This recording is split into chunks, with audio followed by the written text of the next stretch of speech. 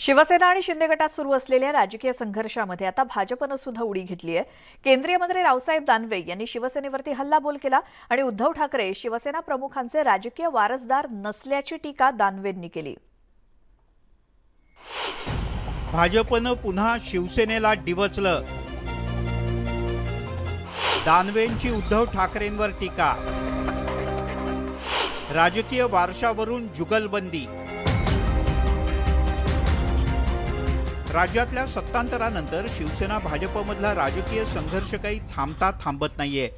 दोन्ही बाजूचे नेते एकमेकांवर टीका करण्याची एकही संधी सोडत नाहीत। भाजपचे नेते आणि केंद्रीय मंत्री रावसाहेब दानवे यांनी पुन्हा एकदा शिवसेना पक्षप्रमुख उद्धव ठाकरे यांच्यावर शाब्दिक हल्ला चढवला।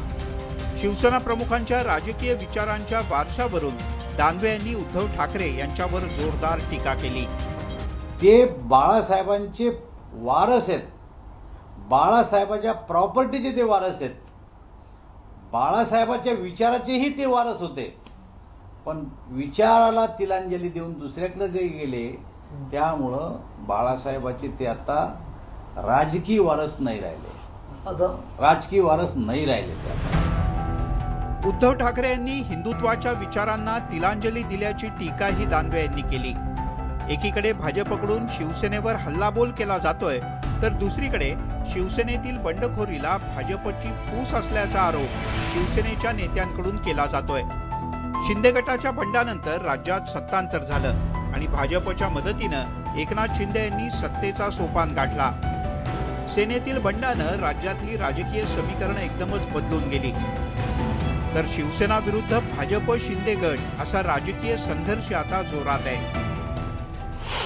शिवसेनेतल्या बंडानंतर शिंदे गटानं शिवसेना पक्ष संघटनेवर दावा केला। शिंदे गटानं थेट निवडणूक आयोगाकडे दाद मागितली आहे। खरी शिवसेना कुणाची यावरून राजकीय संघर्ष पेटलेला असतानाच आता भाजप नेत्यांनी बाळासाहेबांच्या विचारांच्या वारशावरून रान उठवलंय आणि उद्धव ठाकरे यांनाही डिवचलंय। त्यामुळे आगामी काळात हा राजकीय वाद आणखीन तीव्र होण्याची शक्यता नाकारता येत नाही। Bureau report, news 18 Lokmat. सणांच्या निमित्तानं मुंबईमध्ये भाजपनं शक्ती प्रदर्शन सुरू केले आणि या मुद्द्यावरून आदित्य ठाकरेंनी भाजपवरती निशाणा साधलाय। सणांचं राजकारण करणं योग्य नाही अशी टीका आदित्य ठाकरेंनी केली।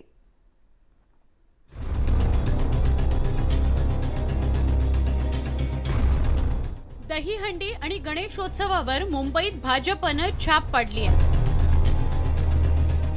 दहीहंडीत भाजपच्या नेत्यांनी मुंबई आणि ठाणे परिसर पिंजून काढला होता।